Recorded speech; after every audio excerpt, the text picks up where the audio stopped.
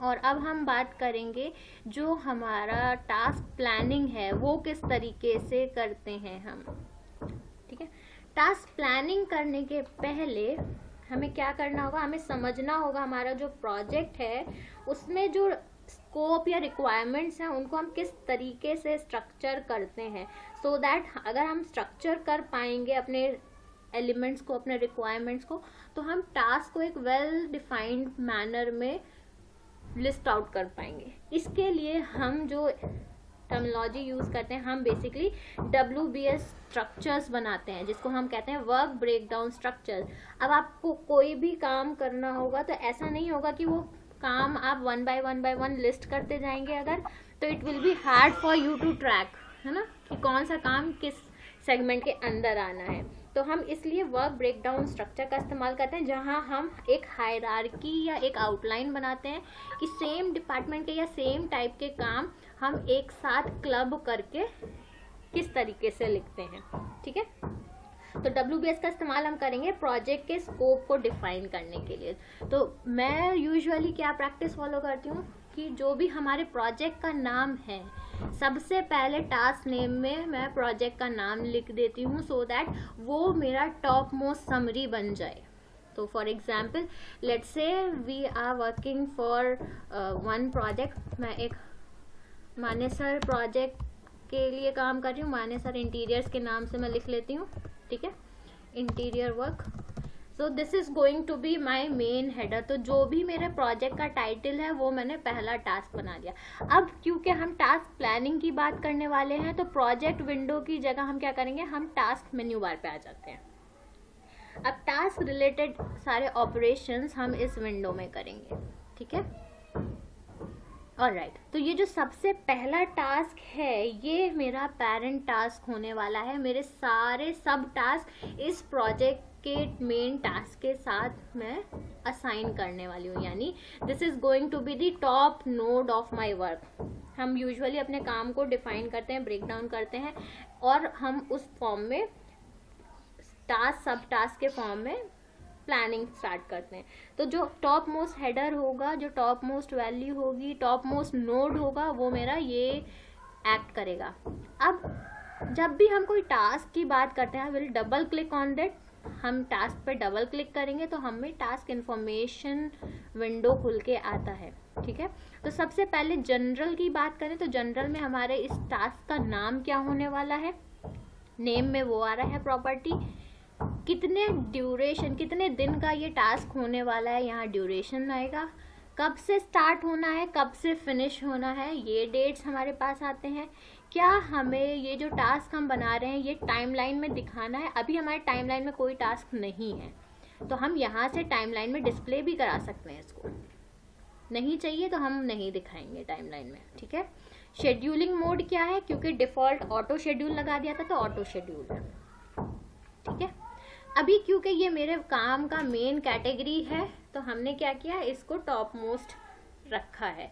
Now let's say ये जो interior का काम होना है मानेसर बिल्डिंग में, ये let's say basement, first floor, second floor, 3 floor का काम होना है। तो मैंने स्ट्रक्चरिंग करी अपनी बेसमेंट, फर्स्ट फ्लोर और सेकंड फ्लोर के फॉर्म में। ठीक है, अब मैंने कहा ये जो basement, first floor, second floor है, ये बेसिकली क्या है, ये सब आइटम्स हैं मानेसर इंटीरियर वर्क के। तो उसके लिए MSP में हम यहाँ इंडेंटेशन का इस्तेमाल करते हैं। तो इंडेंटेशन बेसिकली हायरार्की बनाने में हेल्प करता है। तो हमने क्या किया, जो भी टास्क इंडेंट करने हैं उनको सेलेक्ट किया और यहाँ से इंडेंट टास्क टूल पे क्लिक कर दिया। तो बेसिकली ये हमें शेड्यूल ग्रुप के अंदर मिलता है। जैसे ही हमने इसको इंडेंट किया, आप देखो मानेसर क्या है, ये एक समरी बन गया, ये एक WBS समरी बन गया। इस समरी के अंदर 3 काम हो रहे हैं, basement, first floor and second floor. अब लेट्स से बेसमेंट में भी कई काम हो सकते हैं, राइट। बेसमेंट के अंदर हमें मल्टीपल काम करने होंगे। तो हम बेसिकली क्या कर रहे हैं, हमारे जो रिक्वायरमेंट्स है ना क्लाइंट के, हम उसको ब्रेक डाउन करने की कोशिश करेंगे कि किस तरीके से हम स्ट्रक्चर दें अपने काम को। ठीक है, लेट्स से बेसमेंट में कुछ कुछ एलिमेंट्स बनने हैं या कोई कोई काम होना है, तो हम देखते हैं वो किस तरीके से बनाएंगे हम।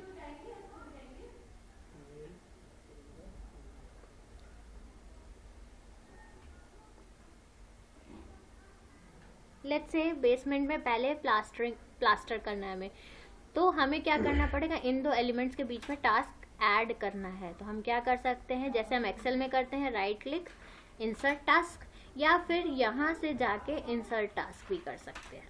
ठीक है, तो अब लेट्स से हमने कहा बेसमेंट के अंदर काम क्या है, हम प्लास्टर करने वाले हैं। तो लेट्स से हम कहते हैं हम जिप्सम प्लास्टर करने वाले हैं बेसमेंट में। जिप्सम प्लास्टर जो करेंगे वो किस दिन स्टार्ट करना है हमें, तो हमने बोला स्टार्ट करेंगे हम gypsum plaster work, let's say आज 23 है, 24 से स्टार्ट करेंगे। और ये प्लास्टर का जो काम है हमारा ये चलेगा लेट्स से 28 तक। तो हमने अपने टास्क में एक स्टार्ट डेट बताई और एक फिनिश डेट बताई। जैसे ही ओके किया, आप देखो यहाँ पे कुछ 4.25 लिख के आ रहा है।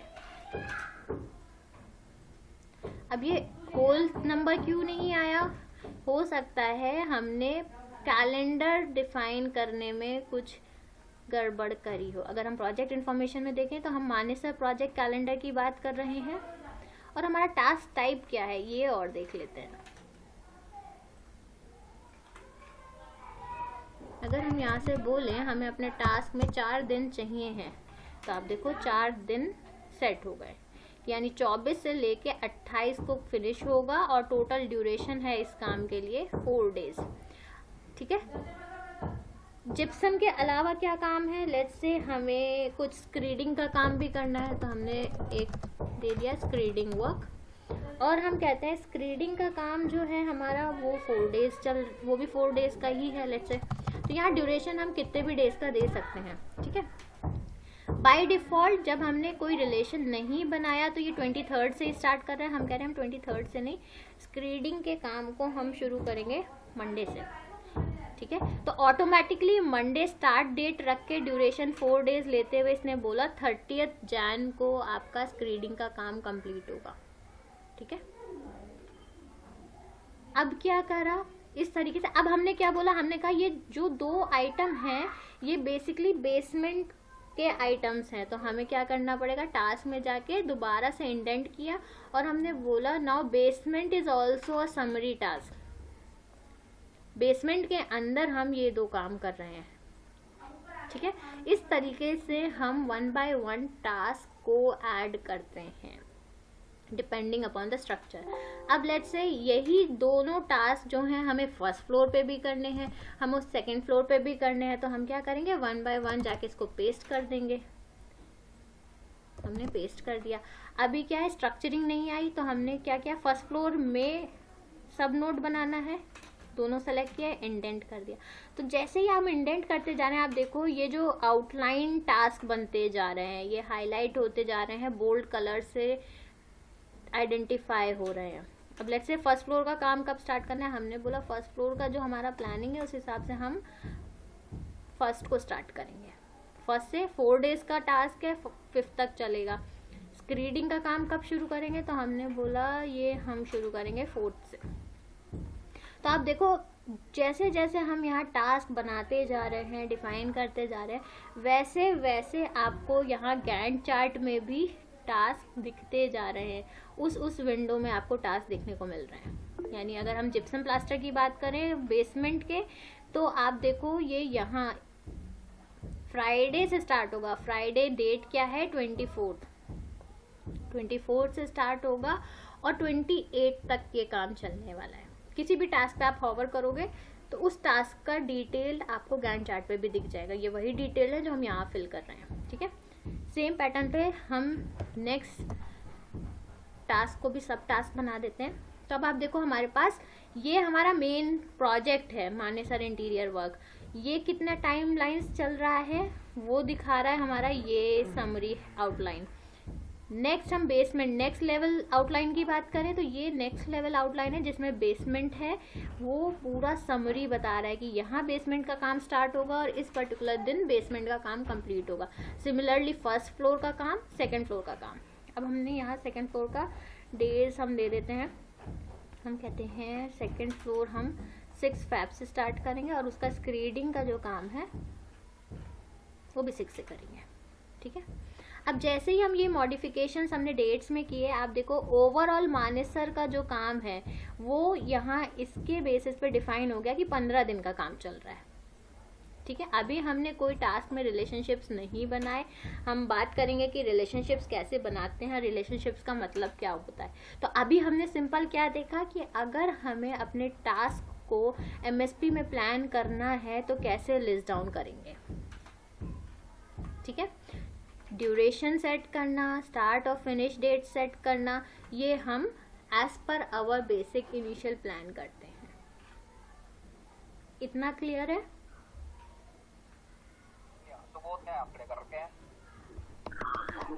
मैडम ये जो टास्क रिपीट करने हैं हर, जैसे जिप्सम प्लास्टर स्क्रीडिंग मेरा, वो क्या है उसका शॉर्ट कमांड?